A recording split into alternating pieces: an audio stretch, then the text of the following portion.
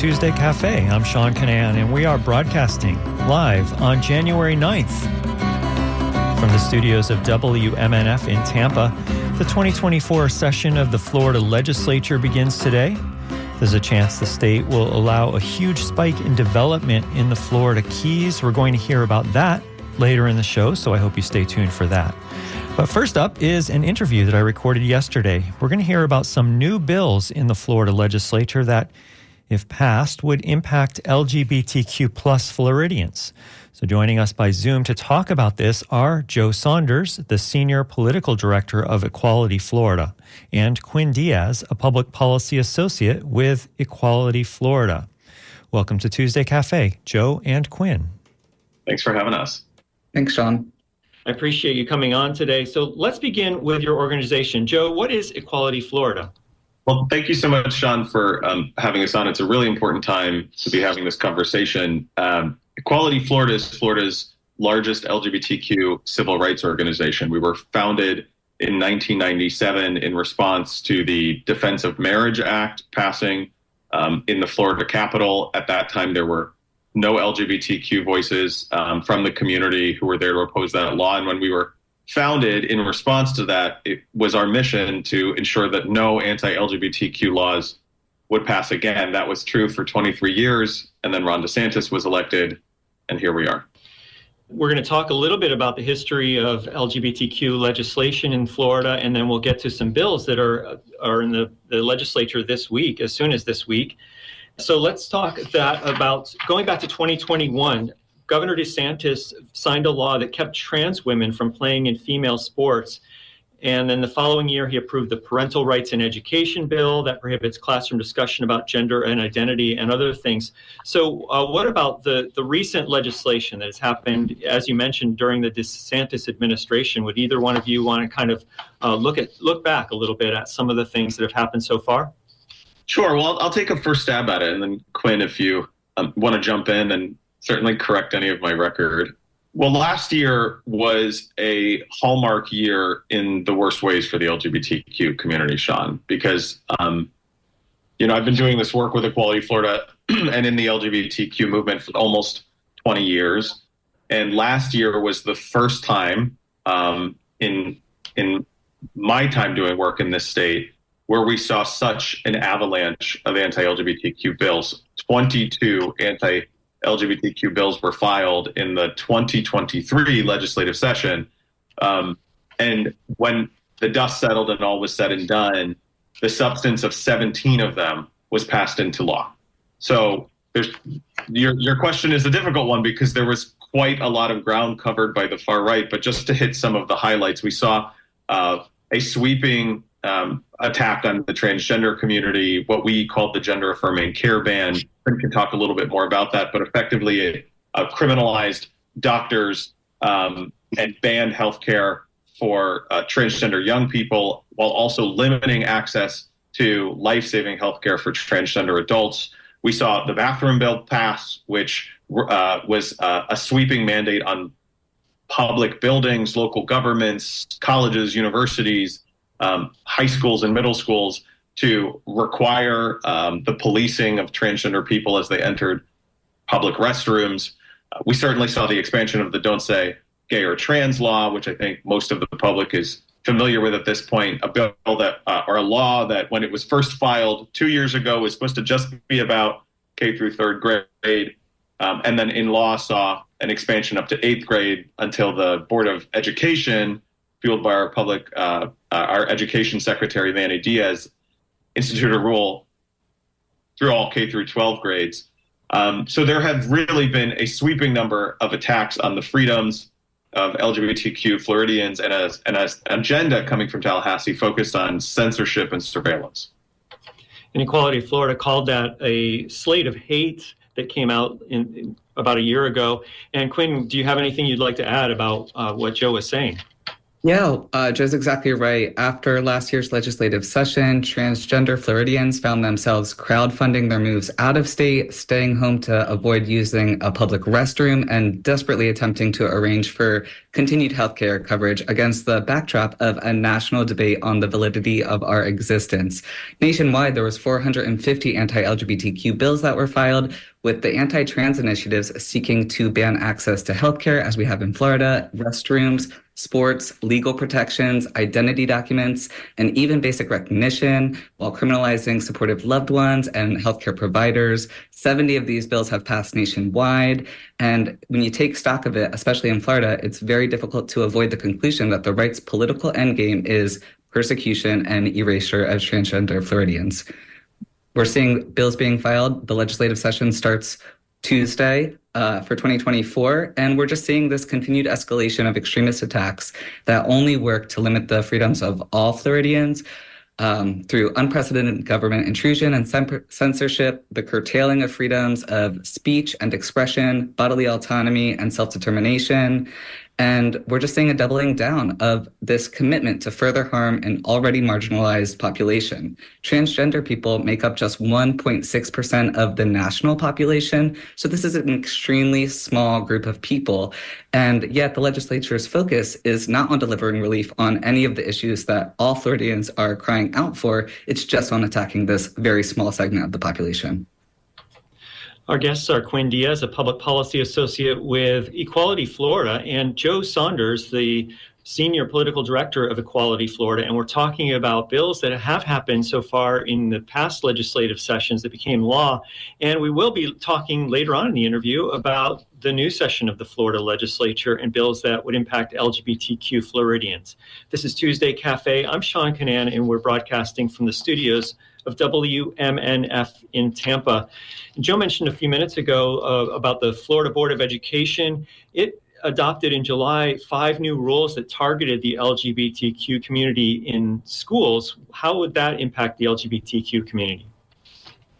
Well, you're right. There's been a few, and some of the bills we didn't mention from last year, but one that's important to center is the attack on diversity, equity, and inclusion in higher ed. So we've seen sweeping attacks and sweeping censorship from Tallahassee in K through 12 public schools and in the higher ed system.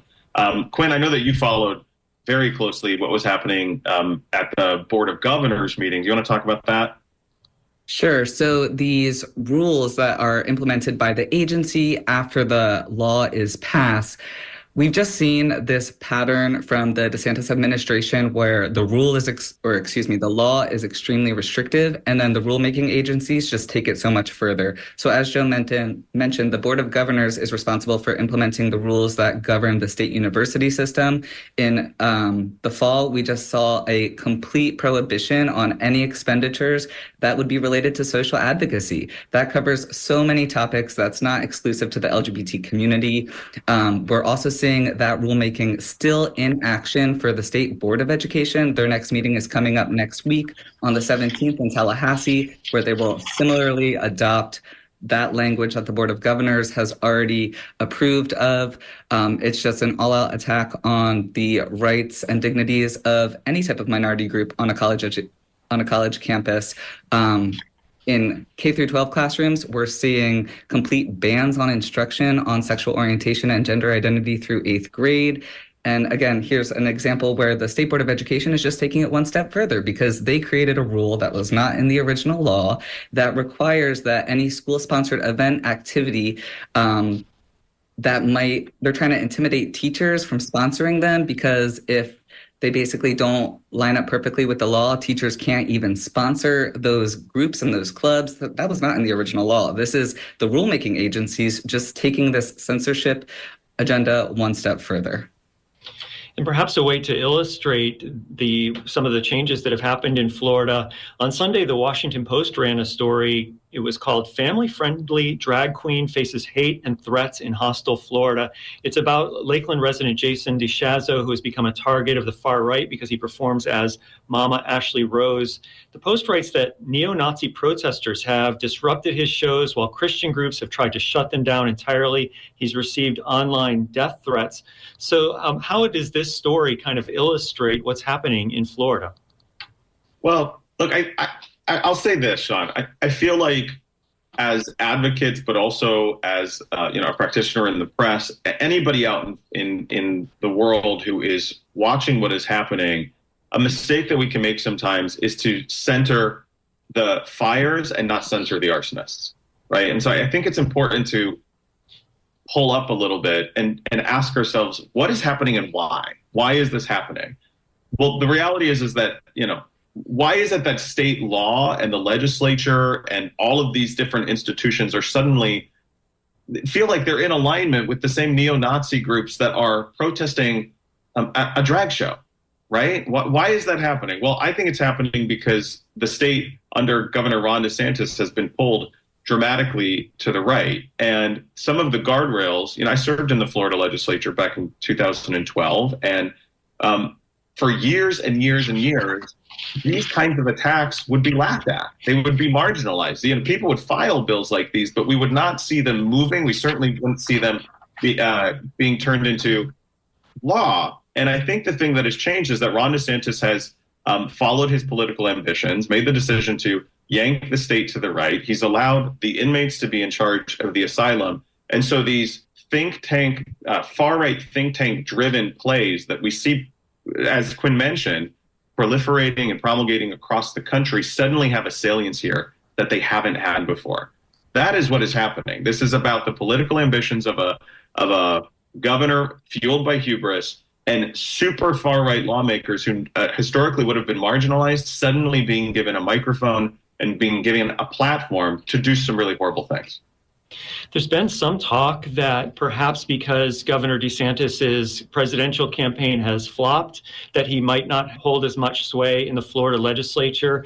Do you think that that possibility, it might indicate that this session might not be as bad, or there might not be as much this slate of hate, as you put it last year, might not be quite as hateful? So I wish that were true. I wish that's what we were seeing. But I think what we're seeing actually is an escalation of this agenda.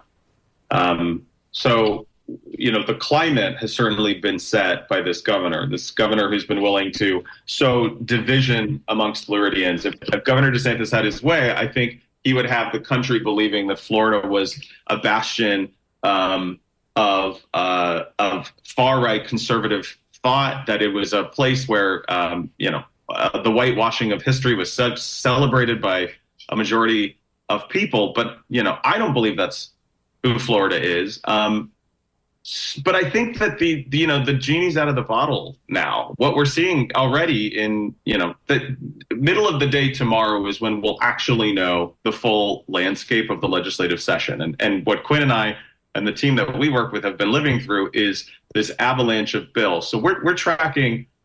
Many of which we haven't fully been able to read because some of them drop and they're as many as 70 pages long. But what we're tracking so far is as many as 15 anti-LGBTQ bills that expressly attack our community. And I think it's really important to say that the majority of them expressly attack the transgender community. That at the end of the day, this is a far-right think tank-driven play to demonize and marginalize a community that, as Quinn has already mentioned, is not very well known by the public, that it's easy to spin conjecture and lies and misinformation about. It is an easy target for promulgating fear. And that really is the play. That's what Ron DeSantis has made possible in Florida, is far-right lawmakers playing to their own base, but signaling to the broader populace, there are people out there you should be afraid of, and we're going to create laws that protect you from them, that in effect remove freedoms, rights, and protections for already marginalized people. Our guests are Joe Saunders, the Senior Political Director of Equality Florida, and Quinn Diaz, a Public Policy Associate with Equality Florida. And we're talking about the new session of the Florida Legislature and bills that would impact LGBTQ Floridians. This is Tuesday Cafe. I'm Sean Canan, and we're broadcasting from the studios of WMNF in Tampa.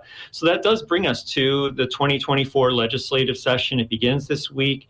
And let's look at some of the new bills that are being proposed. The first one I'd like you to talk about is HB 901, which is also called Senate Bill 1120, and that's the display of flags by governmental entities like government buildings, public schools, and universities, that they will not be able to, if this bill passes and becomes law, they will not be able to represent a political viewpoint on anything partisan, racial, or relating to sexual orientation or gender or political ideological views.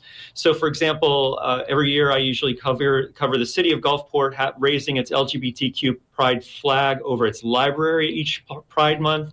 So that would ban displays of pride flags on government buildings and universities. That's right, yes. This bill would ban the use of any flag that represents a political viewpoint, including pride flags from public buildings, and is just another part of this censorship agenda. It is born largely from far-right activists who protest LGBTQ pride flags on government buildings and bans visibility in public spaces and classrooms for all minority groups. We saw a similar bill filed last year, and the sponsor got tripped up because he, in the debate, basically conceded that, yeah, we can still fly Confederate flags under the proposed bill from last session. So they're taking a different approach this year, but the goal is the same: to limit visibility and just, prohibit the use of LGBTQ pride flags in public spaces. And Joe, what do you think? If it failed last year, is it likely to be able to go ahead this year? I'm not sure. I mean, I think that so many of the guardrails are off that people should take all of these attacks very seriously, Sean. I do think that this bill as drafted is very broad. And it's interesting to see that as the far right members of this legislature try to get to the things that they want, how often they will overplay. So, for example, I read this bill, and I think it includes a display of a flag of Israel, for example. I think it includes displays of the Cuban flag, which here in Miami-Dade County is a really important part of civic life. So it is one more way of hyperflexing into an agenda of censorship that is designed to divide people. Where I think the public really is they want a Florida that's anchored in inclusion, where everybody gets an identity that works for them. Everybody gets to exist and coexist in a way that is harmonious. So I think there are lots of pressures around this bill. There are lots of communities impacted by this bill, which could affect its final trajectory. But I don't think any of us should start from the assumption that all of these bills do not have legs. And we're talking again about HB 901 or SB 1120, display of flags by government entities. So Quinn or Joe, anything more to talk about that bill before we move on to a couple of the others? HB 599 would limit the use of personal pronouns. So it expands the Don't Say Gay bill to the workplace, what critics call the Don't Say Gay law. So how would that impact Floridians? Well, I'm really glad you raised this one. I think this is one of the most dangerous bills that's been filed this session. We've begun to call this Don't Say Gay or Trans at Work because this is an extreme escalation, again, of a law that was never about children. When we first were presented with the Don't Say Gay or Trans law, the original draft and what lawmakers told us over and over again as we pushed back was this was just about limiting the conversations in the K through 12 system to third grade.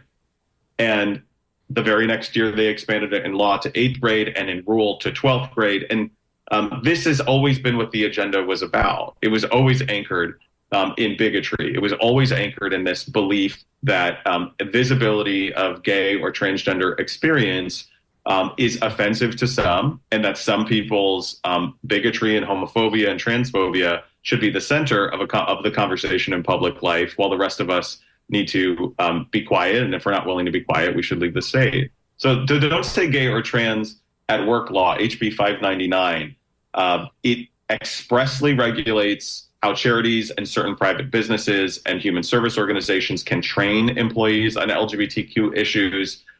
It expressly regulates whether or not they can conduct what is, quote, LGBTQ related activities, whatever that means. And it even regulates how employees can speak to each other. Quinn, what else about this bill do you think is important to highlight? Yeah, Joe's exactly right. This is a very concerning bill. And even under this bill, the state would attempt to withhold contracts from private businesses that don't rubber stamp the position that trans people do not exist. And we've gone through the state contracts, and there's many corporations that would be impacted, 26 of which are, earning perfect scores on the Human Rights Campaign's Equality Index. The government shouldn't ban private businesses from putting into place cultural competency or sexual harassment trainings that include LGBTQ issues. And it has a ludicrous Bible or biology or religious exemption that just creates a whole host of issues that threatens employee safety at work by allowing employees to openly disregard workplace policies and protections. That one is really important, Sean. Can I just put a highlight on that? So, again, this is an example of a very long piece of legislation. What the press and the public zeroed in on first was the provisions related to pronouns, which I know that you mentioned, which again are our government inserting itself, the state inserting itself into the practices of private businesses and nonprofits to regulate how employees can or cannot talk to each other, which for me is mind-blowing. But this provision around the sweeping license to discriminate that's built into this bill is a ticking time bomb.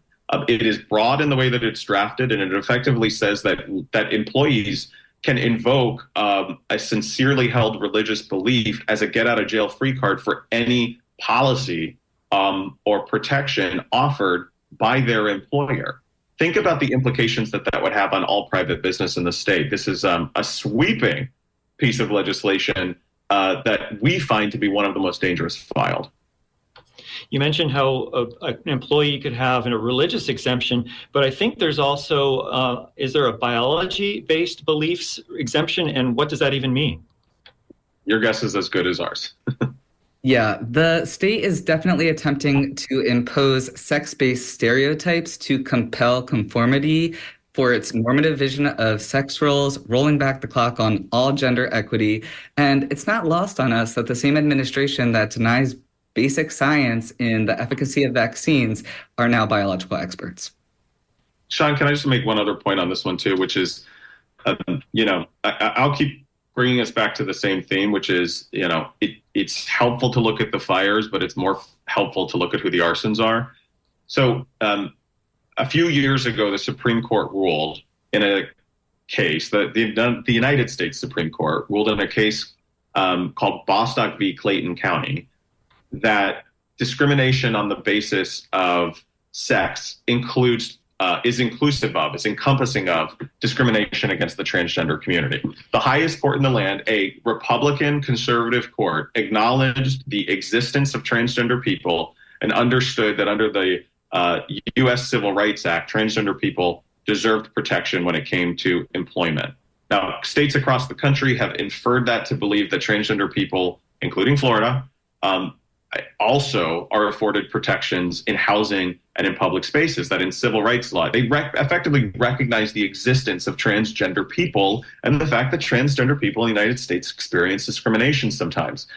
So when we talk about looking at the forest for the trees in these sweeping slates of bills, I think what we also see is an attempt to set up tension with these precedences established in federal court as high as the United States Supreme Court. The legislature, at the bequest of this governor, who has chosen to expand his political influence and career on the backs of marginalized communities like the transgender community, are trying to erode these protections that are afforded to them through federal law and through Supreme Court precedents. That is also what I think this is about. I think they are in a bunch of different bills, in a bunch of different vehicles, and in a bunch of different ways, setting up attention to try to erode protections that the transgender community and the LGBTQ community has already won. And that tension could end up leading to court challenges and it being challenged up to superior courts, including the Supreme Court. Absolutely. I mean, I think we see that most expressly this year in the trans erasure law, which I expect we might talk about soon. This is another sweeping piece of legislation. So again, last year we heard, oh, well, this is just about healthcare. This is just, the gender affirming care ban is just about transgender young people and the decisions that their parents make in alignment with their doctors about the healthcare that they received. And yet this year we see a sweeping piece of legislation filed by by Representative Black, who is the chair of the Republican Party of Duval County, so one of the most transphobic and one of the most partisan members of the legislature, introducing a bill that attacks transgender people in basically every other facet of public life, right? A bill that tries to take away driver's licenses from transgender adults, tries to take away their ID cards. And also baked into that bill is an attempt to change the definitions and structure of the Florida Civil Rights Act so that it no longer includes, by virtue of that Supreme Court case we just talked about, Bostock v. Clayton County, protections for the transgender community, effectively trying to rewrite state law to block access to for transgender people to the protections afforded by the United States Supreme Court. Now, we don't think that works. We think that's blatantly unconstitutional. We don't think state law can even be used to do that, but it is in the attempt that I think we see what the real strategy here is. Our guests are Joe Saunders, the Senior Political Director of Equality Florida, and Quinn Diaz, a Public Policy Associate with Equality Florida. We're talking about the new session of the Florida Legislature and bills that would impact the LGBTQ community in Florida. This is Tuesday Cafe. I'm Sean Canan. We're broadcasting from the studios of WMNF in Tampa. That bill that Joe was talking about a second ago is called HB 1233, again, filed last week by Dean Black, a Republican representative from North Florida. And according to tweets by Carlos Guillermo Smith, he calls it a sweeping new assault on the rights and dignity of transgender Floridians that seek to deny their legal existence, create new barriers to medically necessary care, and put anti-LGBTQ mandates on private insurance companies. Where do the private insurance companies fit in here? It's wild. The hubris of this legislation. Quinn, let me take a stab at that question, but please back me up with whatever I might miss. But, there are a number of ways that this legislation inserts itself into the practices of private insurance providers in the state. The most egregious to me is the way that it requires all insurance policies in the state to pay for the debunked practice of conversion therapy. All right. So the practice of a fake therapist or fake mental health provider, because at this point in the public discourse, no legitimate one is offering this practice, but it requires health insurance companies like Florida Blue or Aetna to pay for this debunked practice. So this is where we are in 2024 in Florida. This legislature is willing to insert itself and mandate that insurance companies pay for the debunked practice of conversion therapy, but is not willing as a legislature to require that insurance companies lower your homeowners insurance premiums or car insurance premiums. That is the extremism of this legislature in 2024.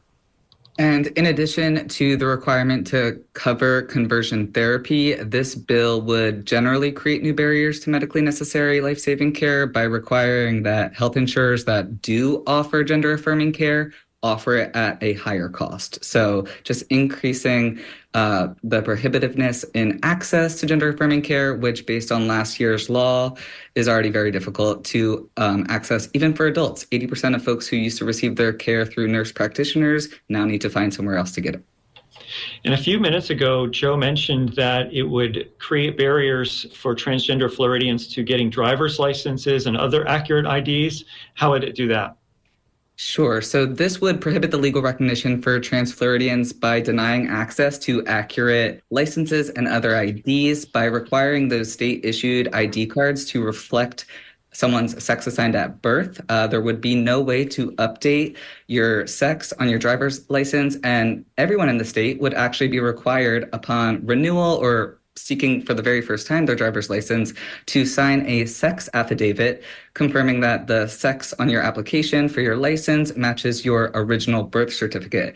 Now, attempts like this to deny trans folks access to accurate identification is very dangerous. It also forces them to make the impossible choice between full participation in public society and having basic human rights. For a lot of people, this could entirely dissuade them from obtaining Florida's driver's license, and in a dangerous way might contradict identity documents that they already hold from, let's say, the federal government, passports, for instance, which you can update and which might reflect a different gender. And it does this, it's probably helpful to say, Sean, it does this by anchoring all references in this law to what is designated on a person's birth certificate at the time of birth, right? So, there are many transgender Floridians who are members of Equality Florida, who are part of our world and our network, who have these documents updated 20, 30 years ago. But what Representative Black's bill would require is a pledge via affidavit that the information that you're providing the DMV is reflective of what your birth certificate said maybe 50 years ago. And so if you misrepresent that information under threat of affidavit, the state now has legal rights to take action against you. And if you are not willing to lie, then you are forced to update all of your documents to a gender that you were assigned at birth that you don't live every single day in your life. And the possibility of this revoking the licenses that have already been given from to transgender Floridians in the state is very real.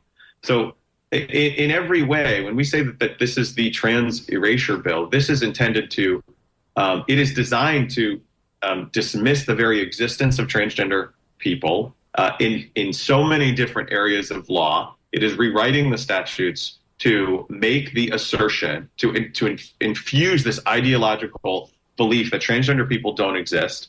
And if they insist on existing, that they should leave, right? That they are not welcome in Florida. And we think that is so very dangerous for so many reasons. Our guests are Joe Saunders, the Senior Political Director of Equality Florida, and Quinn Diaz, a Public Policy Associate with Equality Florida. We're talking about the new session of the Florida Legislature and bills that would impact LGBTQ Floridians. This is Tuesday Cafe. I'm Sean Canan. The bill that we're talking about right now is called HB 1233. They're calling it the Trans Erasure Law.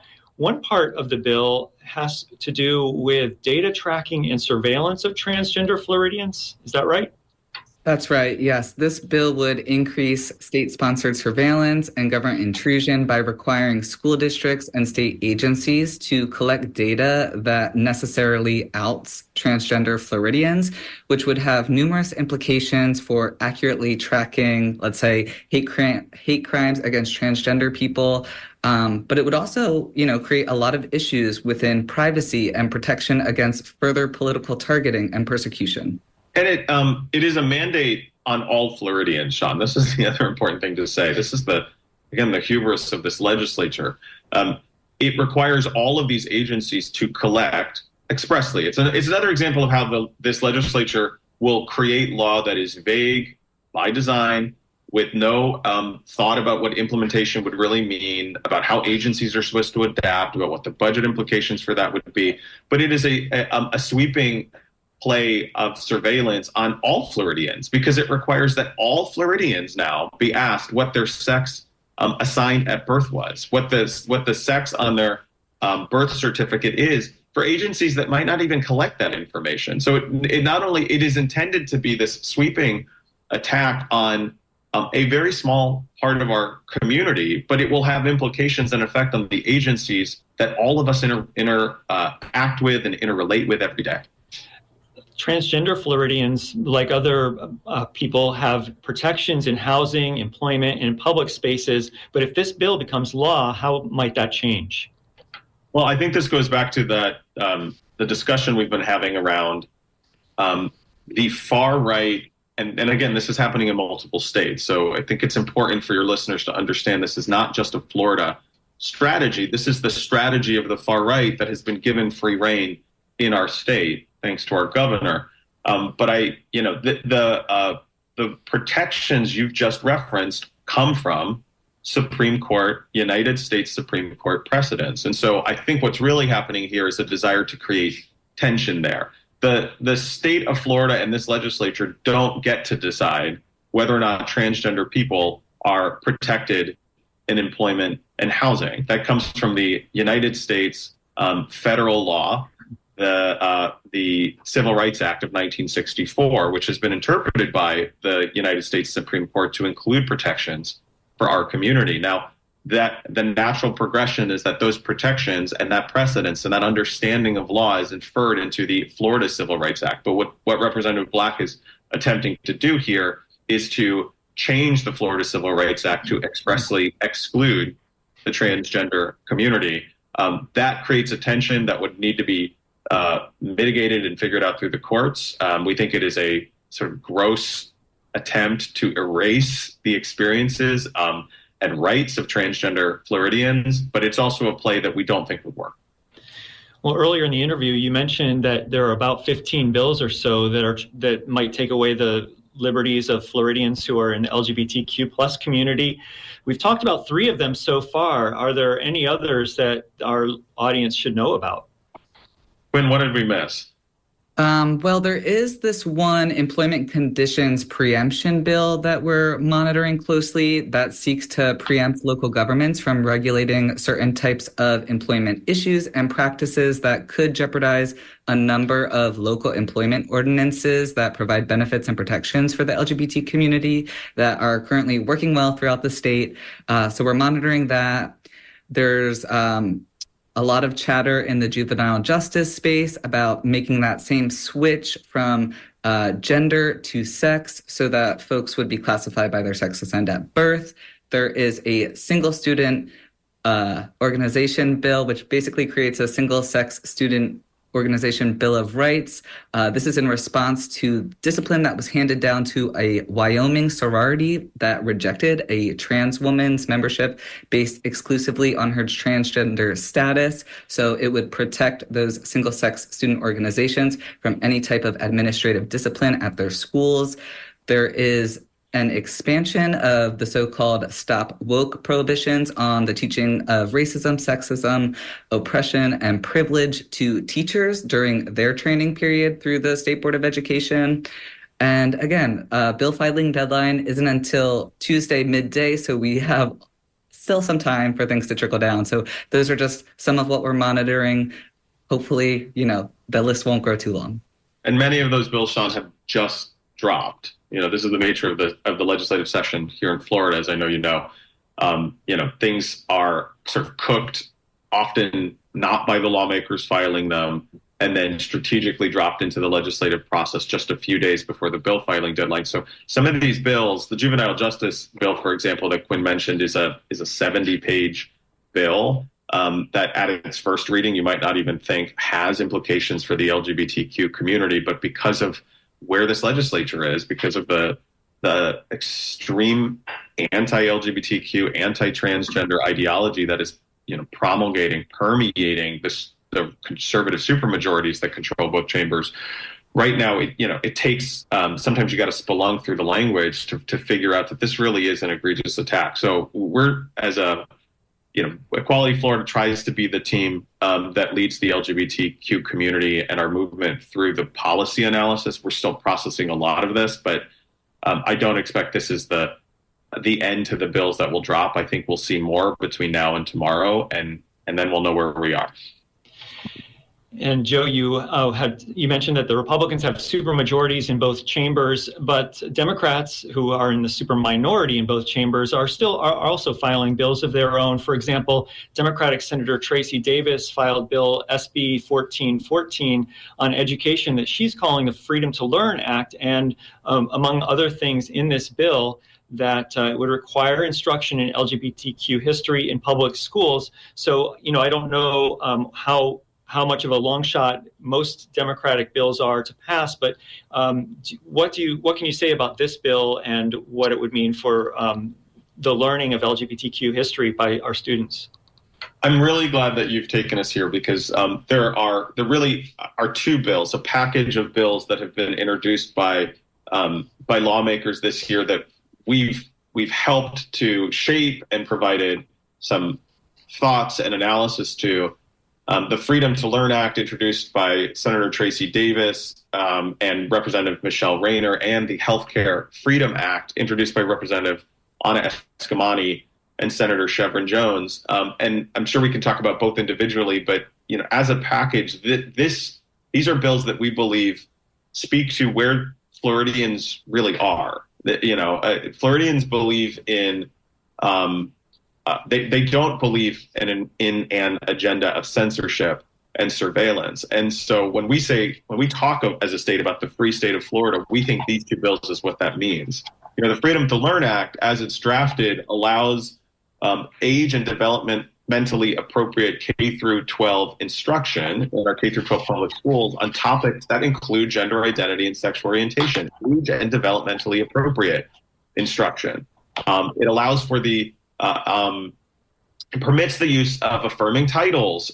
Especially if a parent asserts it, if a parent asserts that they expect their transgender child to be respected and treated with dignity and referred to as their gender identity, this allows for that. It ensures that schools don't forcibly out students when it could endanger their safety. We wish and hope that every home is safe, but we also know that the Department of Children and Families and our child welfare system is some of the most underfunded and most in need. Sometimes it's not safe for a school district or a teacher to out an LGBTQ student if the home environment isn't ready for it. So this creates space for that. Quinn, what else? The Freedom to Learn Act is a large bill that covers a lot of ground. What did I miss? Yeah, so we're repealing, as Joe mentioned, some of the provisions of Don't Say LGBTQ, but we're also promoting truth in teaching and safeguarding access to books. So we're narrowing who can submit an objection to instructional material. Right now, it stands that anyone in any county can, but this would narrow that to just the parent of a child who's in a district within that school district, or excuse me, a school within that school district. Again, it allows for the teaching of sexual orientation and gender identity topics.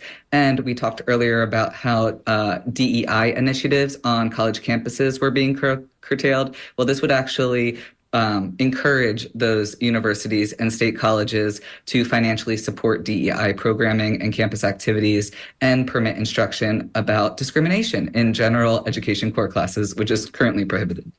Well, any last thoughts as we wrap up? Well, I want to thank you, Sean, for giving us this platform. And your station and your work is always valuable as we head into the legislative session season. I do think this conversation can feel heavy. It can feel like there is a lot of bad that's coming. And that's true. But I also hope that folks recognize the absolute necessity of being involved in this process right now. There were 22 anti-LGBTQ bills that were filed in the legislative session season in 2023. Many of them died. And of the ones that were passed, the language that I shared at the top of our time together was that many were consolidated. The substance of 17 were consolidated into effectively 8 vehicles that were signed into law. And lots of provisions were changed as a result of that.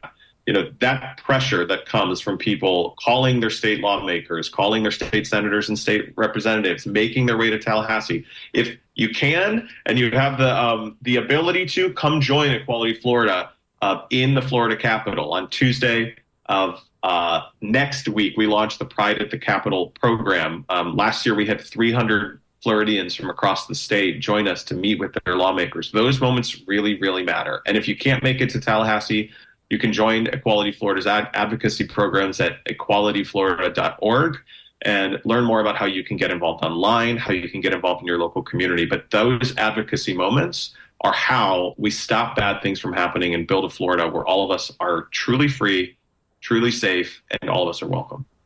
Well, I want to thank you so much for joining us on Tuesday Cafe, Joe and Quinn. Thank you, Sean. Thanks so much, Sean. Joe Saunders is the Senior Political Director of Equality Florida, and Quinn Diaz is a Public Policy Associate with Equality Florida. And we've been speaking about the new session of the Florida Legislature. It begins today, and the bills that would impact LGBTQ Floridians. This is Tuesday Cafe, broadcasting from the studios of WMNF in Tampa. I'm Sean Canan. If you'd like to comment on what you've heard so far, give us a call, 813-239-9663. You can also email dj@wmnf.org or text 813-433-0885 if you're listening live on January 9th. Well, we end today's show with an alarming story that comes out of the Florida Keys. State legislators could decide to open the floodgates on development in the Keys. That could mean inviting thousands more building units than the state previously determined the Keys could handle. WLRN's Julia Cooper gives us this report that says it stems from a new report modeling hurricane evacuation times for the island chain. Last month, the Florida Department of Commerce released a report modeling hurricane evacuation times for the island chain. It's the first time an analysis like this has been released in over a decade, and it has serious implications for the future of the Keys. Certainly, if 8,000 new permits became available in short order here, it would upset the economy. It would dramatically affect the value of existing homes. We're working in a complex regulatory environment that we have to follow, and that our hands are tied because of that regulatory environment. When the day of reckoning comes and those permits are running out, are we just going to say, sure, we'll move the goalposts again? The latest report laid out the possibility of developing over nearly 8,000 new vacant lots in the area. State legislators at any moment could decide to open the development floodgates, inviting thousands more building units than the department previously determined the Keys could handle. I can't believe that they actually meant that as a recommendation. Richard Grosso is an environmental lawyer who's been involved in land use and growth management litigation across Florida and in Washington, D.C. for decades. It's hard for me to think that the same agency that for decades has been making clear how vulnerable the Keys are to, the inability to evacuate everybody is all of a sudden reversing policy so much that it's now recommending let's let all the undeveloped lots in the Keys build out. And you might be wondering what hurricane evacuation modeling even has to do with building development in the first place. Well, the Keys are a unique place. You got 42 islands connected by, a series of bridges and one way out, surrounded by rising seas on all sides in the most biodiverse, environmentally sensitive part of Florida. More buildings potentially means more people that are relying on limited infrastructure, like the only road in and out of the area, to safely leave in the case of a strong hurricane. We are at a critical sort of juncture for the Florida Keys right now. I think we're at that same critical juncture for all of South Florida. It's just a lot more acute and obvious in the Florida Keys. Okay, so how did we get here? In the early 1990s, several environmental groups challenged Monroe County's comprehensive plan. It took several years before the First District Court of Appeal ultimately ruled that the plan didn't do enough to safeguard Florida Keys ecosystems. The understanding was that water along the coastline couldn't handle additional impacts from building development. This was the genesis of the modern Rate of Growth Ordinance, or ROGO system. ROGO distributes building permits to people who privately own land in the Keys. I think what people typically get wrong is underestimating the complexity of building something as simple as a single-family home. That's Emily Skemper. She's the Senior Director of Planning and Environmental Resources for Monroe County.